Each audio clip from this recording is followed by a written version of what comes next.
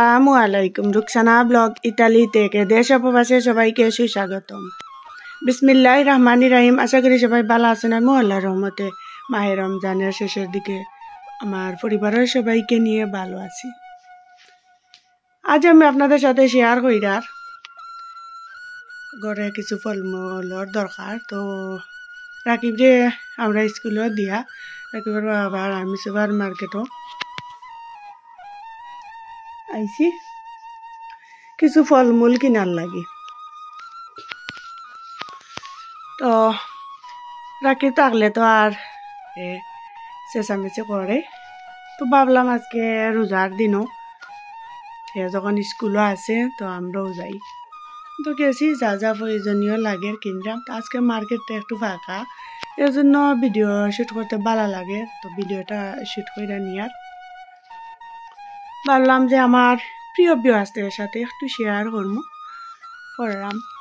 তো দেখুন তো আজকে গ্লাসিয়াত এত ফ্রেশ ফলমূল আইছে, তো দেখলেও ভালো লাগে। যেটা ভালো লাগে তো রাখিবর বাবা আবার এগুলা দেখুন তো বেগ ঢুকাই লই যা, আর আমি ফাঁকে দিয়ে একটু ভিডিও শ্যুট করিয়া দিলাম। এত ফল, সব ধরনের ফল পাওয়া যায়, ফলমূল যাও আছে আপনাদের সাথে শেয়ার করিয়া। তো ফলমূল কিনা শেষ, তো আরও দেখলাম যে কোনো কিছু ভালো লাগেনি, আর আমি ফাঁকে ভিডিও শ্যুট করে নিয়ে আর তখন তো তার আর মনে হয় ফেস্তা, তো চকলেট দেওয়া সাজাইয়া রাখছে। এই তো আমি ফ্রি পাইয়া ভাবলাম যে ভিডিও শ্যুট করে নেই, মানুষের ঘনত্ব কম, ও কারণেও আজ ভিডিওটা কইরার না। রোজার দিন আর ভিডিও করা যাইত না, মানুষের ঝামেলা থাকতো। আজকে মানুষ পাতলা, ও কারণে ভিডিও কইরা নি আর কি।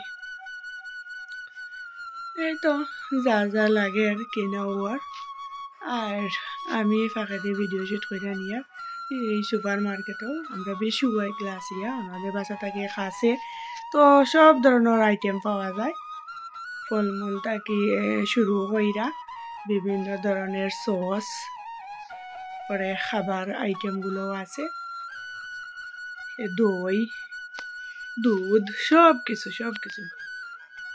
বিভিন্ন ধরনের টুনা ফিশর প্যাকেট, দেখেন তো পট বয়াম, সব কিছুর মধ্যেও খাবার জিনিস, জুস, তারপরে জেলি, মানে অনেক কিছু নাম জানা না জানা অনেক কিছু পাওয়া যায়। তেল, জুস, পানি, লিকুইড জাতীয় সব কিছু আছে।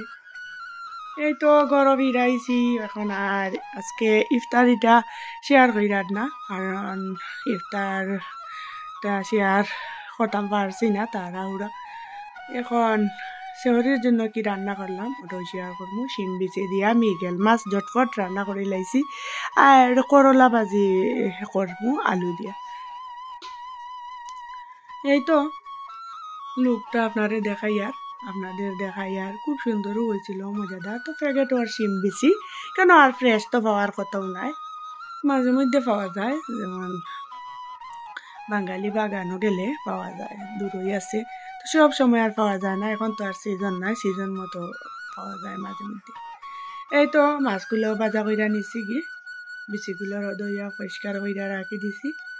এখন এক কইরা রান্নাটা করমু আর আপনাদের সাথে কথা কইমু। ইয়ার কইমু আপুরা ভাইয়ারা আঙ্কেলরা আন্টিরা রোজার দিনও ব্যস্ততা সময় পাস কইরার। এই তো এবাদত বন্দেগি নামাজ রোজা, এরপরে রাকিবরে রেডি কইরা ঘুম মানি যায় না, রাত্রে থাকি শুরু কইরা সকালে আবার 7টার সময়টা রাকিবরে স্কুলে দেওয়া, নিজের স্কুলে যাওয়া, সবটা মিলাইয়া এত ব্যস্ত সময় পার করছি এবার রোজাত বলা বাহিল। এই তো শিম বেচিগুলা দইয়া পরিষ্কার কইরা নিছি আর ওপর পাশে একটা পাইবেন বসাইয়া মশলাগুলা কষাই দিয়ার, ক্যামেরাতে কষাই দিছে, কষিও দিছে। এখন এই শিম বেচিগুলা এই কষানি মশলার মধ্যে দিয়া ভালোভাবে কষাই দিব। ইতালির শিম বিচিগুলা যেরকম সুন্দর দেখা যায়, খানে ফ্রোজেন করা তো সিদ্ধ হয় কম, জানি না কেয়ার লাগি, কিন্তু রান্নার পরে শক্ত হয়ে যায়। তো একবার দুইবার খাওয়ার পরে যদি তাকে ওগুলো বালা হয়, কিন্তু প্রথম যে রান্দেও খাওয়া এটা বালা লাগে না। এই তো দেখুন তো আমার আপনাদের সাথে কথা কইতে কইতে শিম বেচিগুলা খসি গেছে। আমি আবার ডাকনা উঠাইয়া দিকা খসিছে ভালোভাবে খসি গেছে। এখন আমি জুলের পানিটা দিয়া দিলে তো অল্প সময়ে তাড়াহুড়া কইরার, কারণ রান্নাটা রান্ধা রাখি দিমু, কারণ আর মাগরিব পরে 1 ঘন্টা পরেও নামাজ আজান এসা তারাবি এত টাইম থাকে না, আর রান্নাত লাগি গেলে তো আর সময়টা চলিয়া যায় আর নামাজ হয় না। ও কারণে তাড়াহুড়া কইরা আমি আগেও রান্না কইরা রাখি দিই। তো ইফতার পরে 1 ঘন্টা আধা ঘন্টা বিশ্রাম নিলা, তারপরে তো নামাজও শুরু করে দিলাই। 11টা 12টা বাজলো, তারপরে ঘুমাইলাই।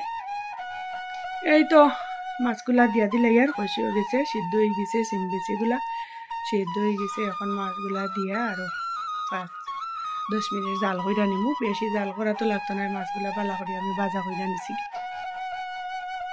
এখন একটু হালকা হাতে নাড়াচাড়া কইরা দিয়া যাতে মশলার মধ্যে মেচে হয়ে যায়। এই তো আরো 5-7 মিনিট আমি ঢাকনা দিয়া ঢেকে দিলাম জাল কইরা নিমু। 5-7 মিনিট পর ফিরাইছি, দেখুন তো হয়ে গেছে। তরকারিটা খুবই সুন্দর হয়েছে। একটু ঝুল চাল রাখবো, কারণ এতগুলা তরকারি আর এত জরুরি টাইমে খাওয়া সম্ভব নয়। তো 1-2 দিন খাইনি, যাও খাওয়া যায়। তো অনেক মজা হয়েছিল রান্নাটা। এখন শেষ করে লিয়া এখন করলা ভাজি করব। তো করলা ভাজির জন্য করলা আর আলু আমি ভালোভাবে করলাগুলা আগে ধুইয়া পরিষ্কার করে একটা জালি মধ্যে নিচে গিয়ে আলুগুলো তো পানি জড়ার লাগি রাইখা দিছি। এখন আর অপর পাশে একটা অফ ক্যামেরাতে ফ্রাই প্যান বসে নিছি কি। দেখুন তো পেঁয়াজ হলুদ গুঁড়া সামান্য, আর আমি বেশি কিছু দিই না, দিয়ে আমি দেখুন তো ভাজাটা করে লাইছি, হয়ে গেছে অলরেডি। তো পরিশেষে সবাই ভালো থাকুন, সুস্থ থাকুন। করলা ভাজি দিয়া আমার ভিডিওটা শেষ করে দিলাম। কত হইব অন্য কোনো নতুন ভিডিওতে। সবাই ভালো থাকুন, সুস্থ থাকুন, নিরাপদে থাকুন এই কামনা করে বিদায় নিলাম। আল্লাহ হাফেজ, আসসালাম।